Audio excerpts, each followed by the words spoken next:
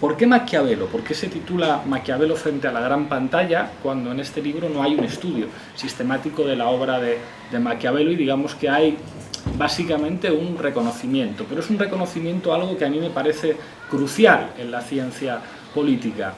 Todo el mundo asume que el padre de la ciencia política es Maquiavelo, porque de alguna forma contrapone el concepto de política como técnica de Estado, como técnica de mantenimiento del poder. Maquiavelo explica cómo se consigue el poder y cómo se mantiene como algo que se opondría a la noción aristotélica de la política identificada con la virtud, identificada con el buen gobierno.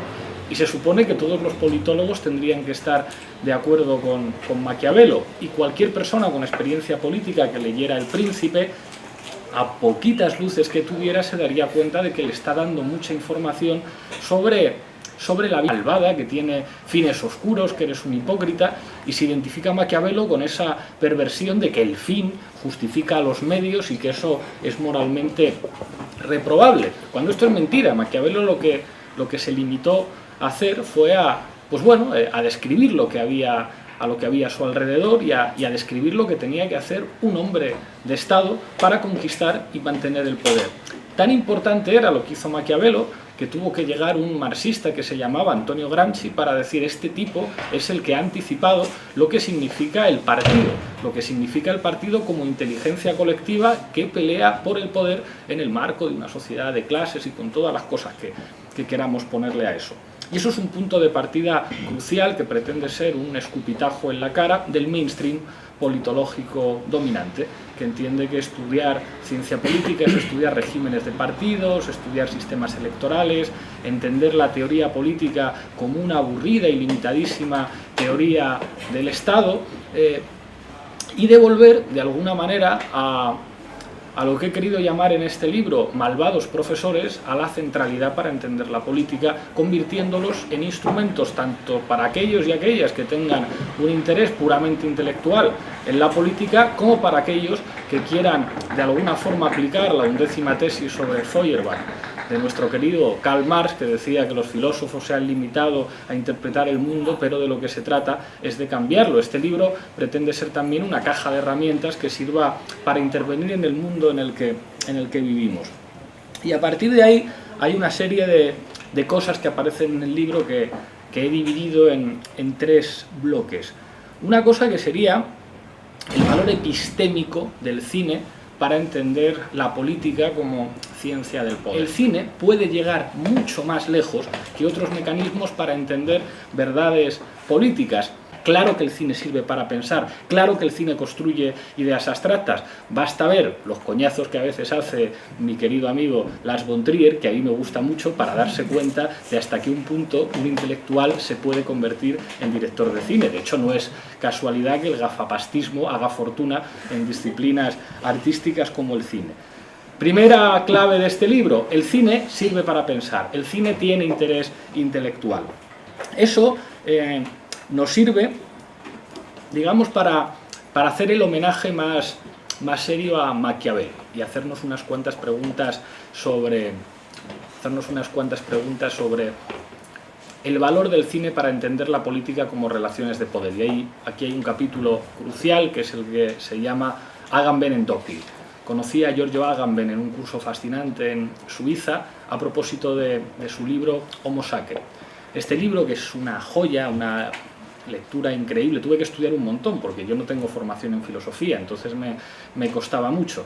Y de hecho, tengo que decir que yo conozco a Walter Benjamin y a Smith de manera subsidiaria, los he leído, pero siempre condicionado por la lectura que hace de ellos Giorgio Agamben, y me fascinó su concepto de la excepción.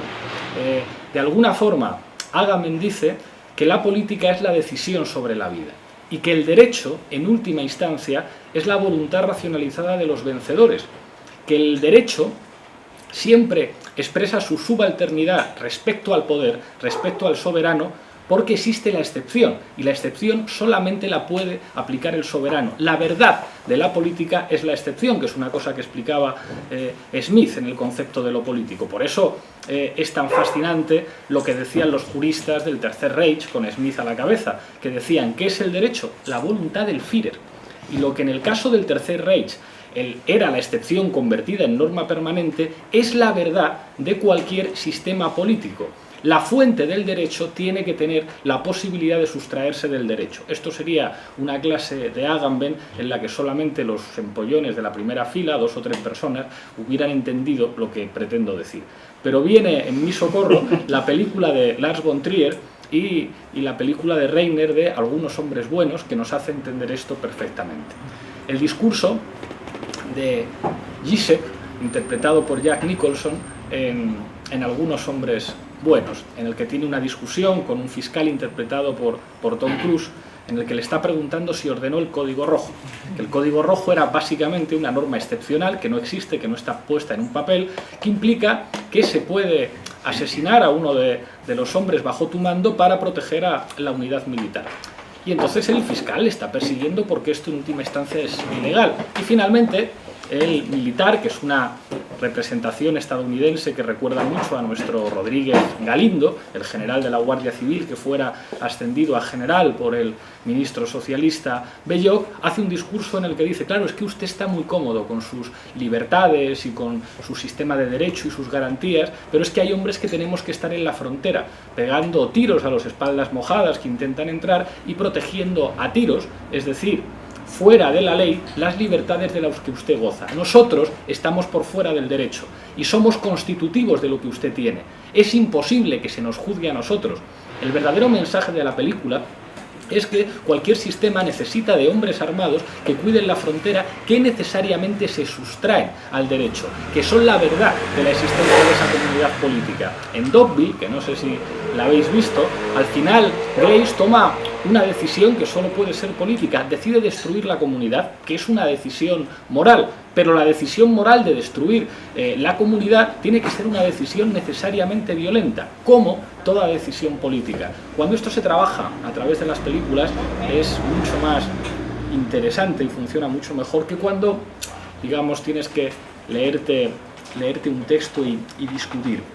El segundo de los elementos que explora el libro es la cuestión de la identidad, que aquí es donde vuela nuestro amigo Gramsci, que era un italiano así como deforme, extremadamente inteligente, que leyendo a Maquiavelo decía que el poder es como un centauro, que tiene que ver con las relaciones de poder y con lo que los marxistas llaman o llamamos propiedad de los medios de producción. Existen clases que se determinan en función de si eres propietario de los medios de producción o de si solo eres propietario de tu fuerza de trabajo. Pero dice Gramsci leyendo a Maquiavelo, el poder es como un centauro, tiene una parte humana. Esto tiene que ver con el consentimiento, y el consentimiento tiene que ver con la cultura, con un conjunto de instituciones que sirven para convencer a la gente y para que la gente asuma ciertas formas de organizar el poder por su propio consentimiento. ¿Qué elementos son cruciales ahí? La familia, la religión, el teatro, en este momento los medios de comunicación y la televisión, y también el cine. El tercer elemento que tratamos aquí es entender la política como algo que tiene que ver con los antagonismos y no con el consenso.